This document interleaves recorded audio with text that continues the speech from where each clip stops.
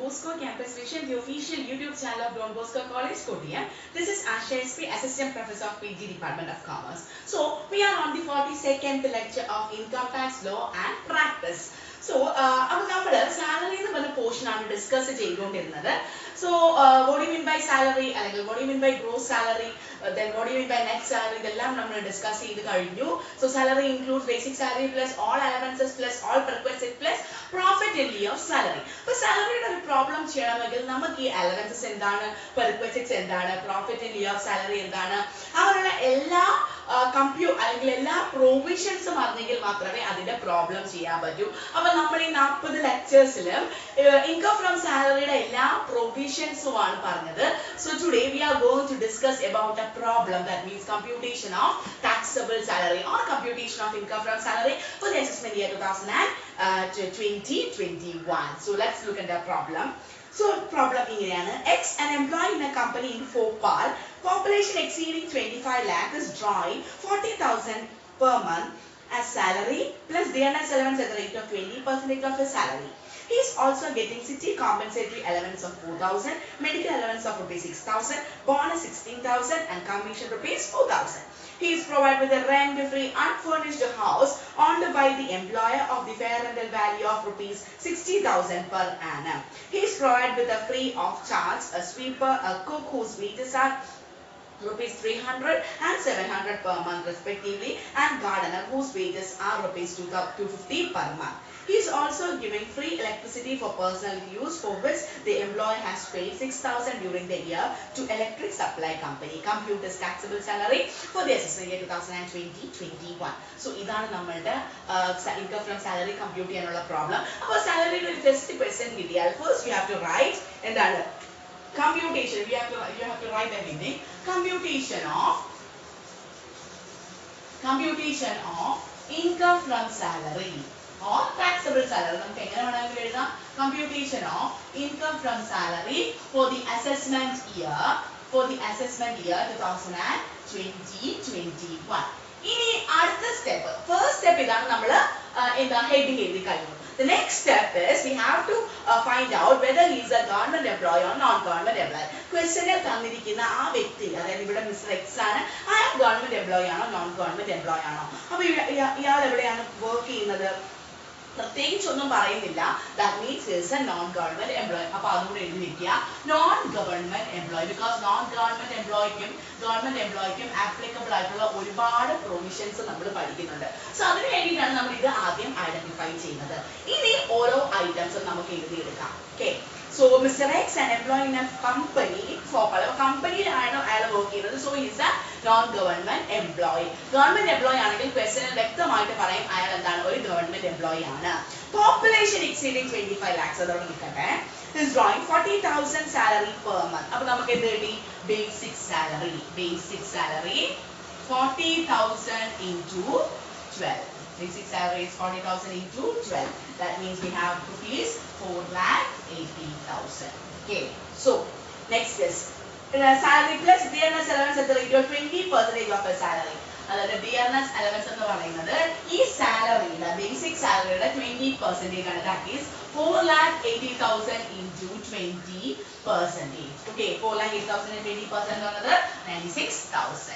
20% of salary is 40,000 into 20% into 12. That is 4,80,000 into 20%. Okay, confusion.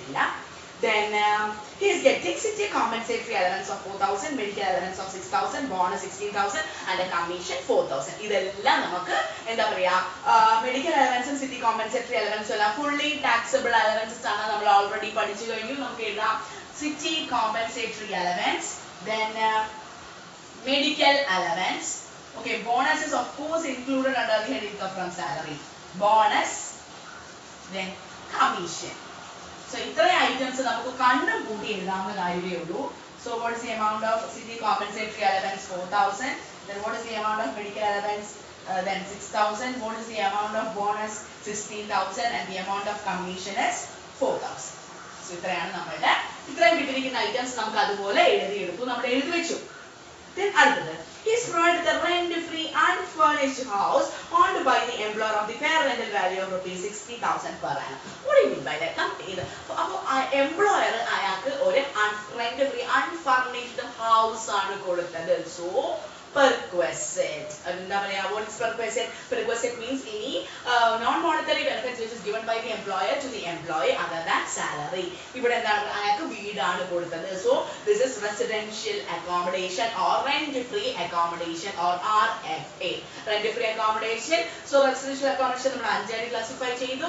For government employees, for non-government employees, accommodation at hotel, accommodation at site, accommodation at the time of transfer. അപ്പോൾ എൻ്റെ മുമ്പത്തെ lectures കണ്ടാൽ നിങ്ങൾക്ക് residential accommodation tax treatment ഒന്നും കൂടെ കേൾക്കാം. Okay, so എന്താ പറയുക, നിങ്ങൾ മോസ്കോ ക്യാമ്പസ് മിഷന്റെ നമ്മുടെ ആ ഒരു ഇതിൽ കയറുക, പേജിൽ കയറുക, യൂട്യൂബിൽ മോസ്കോ ക്യാമ്പസ് മിഷന്റെ ചാനൽ സബ്സ്ക്രൈബ് ചെയ്തിട്ടുണ്ടെങ്കിൽ അതിനകത്ത് income tax law and practice എന്ന് അടിച്ചു കൊടുത്താൽ എൻ്റെ എല്ലാ ലെക്ചേഴ്സും ഇൻകം ടാക്സ് ലോ ആൻഡ് പ്രാക്ടീസിൽ ഞാൻ ഇതുവരെ എടുത്ത 41 ലെക്ചേഴ്സും വരും. സോ അതിൽ നിന്ന് നിങ്ങൾക്ക് പെർക്വസിറ്റ്സ് നോക്കിയെടുക്കാം. ഓക്കെ, അതിൽ നിന്ന് ഇത് എല്ലാം വായിച്ചതിന് ശേഷം ഈ പ്രോബ്ലത്തിലോട്ട് വന്നാൽ കുറച്ചും കൂടെ ഈസി ആയിരിക്കും. ഓക്കെ, ദെൻ അപ്പോൾ നമുക്ക് rent-free unfurnished house by the employer. അപ്പോൾ നമുക്ക് ഇവിടെ എന്താണ്, he is a non-government employee ആണ്. അപ്പോൾ non-government employee ആണെങ്കിൽ നമ്മൾ എന്തിന്റെ base, non-government employee, the tax for residential accommodation for non-government employees can again be classified into two: accommodation owned by the employer, accommodation hired by the employer. അപ്പോൾ ഇവിടെ നോക്കാം, ഇവിടെ വെണ്ടയ്ക്ക് ആക്ഷനിൽ എഴുതി വെച്ചിട്ടുണ്ട് accommodation owned by the employer.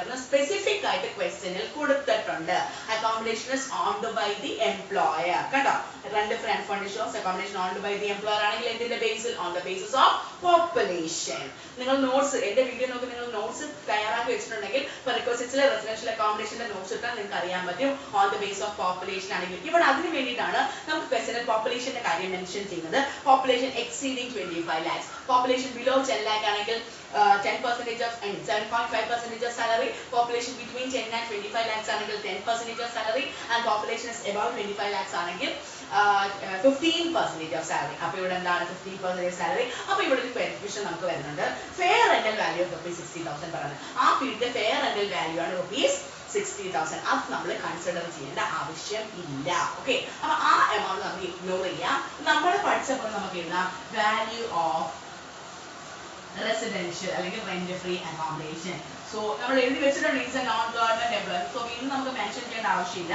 So 15% of the salary. അപ്പൊ ഇവിടെ നമുക്ക് വേണമെങ്കിൽ മെൻഷൻ ചെയ്യാം population above 25 lakhs. നമുക്ക് ഇവിടെ വെറുതെ ജസ്റ്റ് മെൻഷൻ ചെയ്ത് വെച്ചേക്കാം 15% സാലറി. അപ്പൊ ഇവിടെ സാലറി എന്ന് പറയുന്നത് 15% of basic salary plus all allowances plus all perquisite plus all allowances plus basic salary plus all allowances plus bonus plus commission. DNS allowance ഉണ്ടെങ്കിൽ DNS allowance നമ്മൾ ഇതിന്റെ കൂടെ കമ്പ്യൂട്ടേഷൻ എടുക്കും. only it comes on forming part of salary എന്ന് പറഞ്ഞാൽ മാത്രം. അപ്പോൾ ഇവിടെ ഇത് DNS allowance forming part of salary എന്ന് പറഞ്ഞാൽ മാത്രമേ നമ്മൾ എല്ലാത്തിന്റെയും കമ്പ്യൂട്ടേഷൻ DNS allowance എടുക്കൂ. ഇപ്പോൾ റെസിഡൻഷ്യൽ അക്കോമഡേഷൻ ആണെങ്കിലും ശരി, ഹൗസ് റെന്റ് അലവൻസ് ആണെങ്കിലും ശരി, റെന്റ് ഫ്രീ അക്കോമഡേഷൻ ആണെങ്കിലും ശരി, അല്ലെങ്കിൽ എന്താ പറയുക റെക്കഗ്നൈസ്ഡ് പ്രൊവിഡന്റ് ഫണ്ടിന്റെ കമ്പ്യൂട്ടേഷൻ ആണെങ്കിലും ശരി, DNS allowance foaming part of salary എന്ന് പറഞ്ഞാൽ മാത്രമേ എടുക്കൂ. അപ്പോൾ ഇവിടെ ഒന്നും പറഞ്ഞിട്ടില്ലല്ലോ, അപ്പോൾ നമ്മൾ അത് എടുക്കേണ്ട ആവശ്യമില്ല. So basic salary plus all allowances plus PCT compensatory allowance ഉണ്ട്, ദെൻ മെഡിക്കൽ അലവൻസ് ഉണ്ട്, then plus bonus plus commission. Okay, so 15% of 4,80,000 plus 4,000 plus 6,000 plus 16,000 plus 4,000. Okay, so അപ്പോൾ നമുക്ക് എന്ത് കിട്ടും, 5,10,000 കിട്ടും. 5,10,000 ന്റെ 15% എന്ന് പറയുന്നത് 5,76,500 is the value of perquisite. That means the value of rent-free accommodation. Are you clear? For basic salary plus any DNS allowance forming part of salary. അപ്പോൾ ഇവിടെ നമ്മൾ DNS allowance എടുക്കത്തില്ല because it is not forming part of salary എന്ന് ക്വസ്റ്റ്യനിൽ പറയുന്നില്ല. Plus basic compensatory allowance plus medical allowance plus bonus plus commission. ഇതിന്റെ 15% ആണ് 76,500. Okay, that's all about the computation of rent-free accommodation. The next one is He is provided with a free charge of sweeper, cook, wages, whose wages are rupees 300 per month, 700 per month, and a gardener rupees 2,250 per month. അപ്പോൾ ഇതെല്ലാം എന്താണ്? Perquisite taxable in the hands of specified employees. Who is a specified employee? നമ്മൾ പറഞ്ഞു specified employee എന്ന് പറയുമ്പോൾ അയാൾ ഒരു director employee ആയിരിക്കണം, അല്ലെങ്കിൽ അയാളുടെ ഇൻകം ഫ്രം സാലറി പെർക്വിസിറ്റ് ഒന്ന് കൂട്ടാതെ അയാളുടെ income from salary per annum 50,000 exceed ചെയ്തിരിക്കണം, അല്ലെങ്കിൽ അയാൾക്ക് ഒരു കമ്പനിയിൽ 20% കൂടുതൽ വോട്ടിംഗ് പവർ ഉണ്ടായിരിക്കണം. ഇവിടെ അയാളുടെ ഇൻകം ഫ്രം സാലറി വന്നത് 4,80,000 ഉണ്ട്. That means that his income from salary exceeds rupees 50,000, so it's known as a specified employee. അപ്പോൾ നമ്മൾ ഇതെല്ലാം ഇവിടെ ടാക്സ് ചെയ്യും. then എന്താണ് നമ്മൾ എഴുതുക? Sweeper, then cook, gardener. That is 3,600. That means sweeper എന്ന് പറയുന്നത് amount is 300 into 12, then 700 into 12, then gardener is 250 into 12. Okay. Then 3,600, 3,300 into 12, then 700 into 12.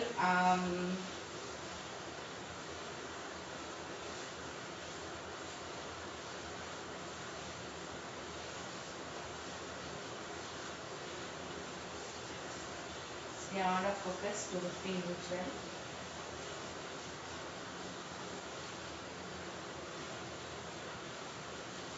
Gardener, sorry, 8,400. Then what is the amount of gardener? 250 into 12, that is 3,000. Okay, 8,400 plus 3,000. Okay, next one is electricity. Electricity എത്രയാണ്? Electricity, yes, he is also given free supply for personal use, for which the employer has paid 6,000 during the year. അത് എന്താണ്? ഒരു perquisite ആണ്, taxable in the hands of specified employer. So the amount of electricity എന്ന് പറയുന്നത്, that means 3,000 6,000 എന്ന് പറയുന്നുണ്ട്, per month എന്ന് പറയുന്നില്ല. That means അത് 6,000 per annum ആണ്. Okay, so ഇത്രയേ ഉള്ളൂ നമുക്ക് വരുന്ന amount എന്ന് പറയുന്നത്. That means 7,03,500. ഇതിനെ നമ്മൾ എന്ന് വിളിക്കും gross salary. So gross salary means all allowances, basic salary plus all allowances plus all perquisite plus profit in lieu of salary എന്ന് പറയുന്നതാണ് gross salary. Okay, ഇനി അതിൽ നിന്നും സാലറിയിൽ 3 ഡിഡക്ഷൻസ് ഉണ്ട്. Deduction under section 16, a standard deduction of rupees 40,000, entertainment allowance and professional tax അല്ലെങ്കിൽ employment tax. അപ്പോൾ ഇവിടെ എന്തുണ്ട്? entertainment allowance ഇല്ല, professional tax ഇല്ല, അല്ലെങ്കിൽ employment tax ഇല്ല, but there is a standard deduction. ആ ക്വസ്റ്റ്യനിൽ പറഞ്ഞാലും ഇല്ലെങ്കിൽ ആ standard deduction നമ്മൾ അലോ ചെയ്യണം. less, അപ്പോൾ you have to write less deduction under section 16.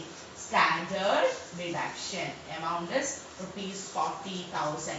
So the balance amount is rupees 6,63,500 is the income from salary. So ഇങ്ങനെയാണ് നമ്മളൊരു സാലറി ഇൻകം അല്ലെങ്കിൽ സാലറിയുടെ പ്രോബ്ലം ചെയ്യുന്നത്. ഇൻകം ഫ്രം സാലറിയുടെ പ്രോബ്ലം ചെയ്യുന്നത് ഒരു സിമ്പിൾ പ്രോബ്ലം ആണ്. മീൻലി ഈ റെന്റ് ഫ്രീ അക്കോമഡേഷൻ ഒക്കെ വരുന്ന പോർഷൻസ് നിങ്ങൾക്ക് 15 മാർക്സിന് ചോദിക്കാൻ സാധ്യതയുള്ളതാണ് UGക്ക്. PGക്ക് ആണെങ്കിൽ യെസ് UPക്ക് ഓൾസോ 15 മാർക്സ് ആണ് ചോദിക്കുന്നത്. So that's all about with the computation of income from salary. So this is Asha SP signing off from Bosco Campus Vision.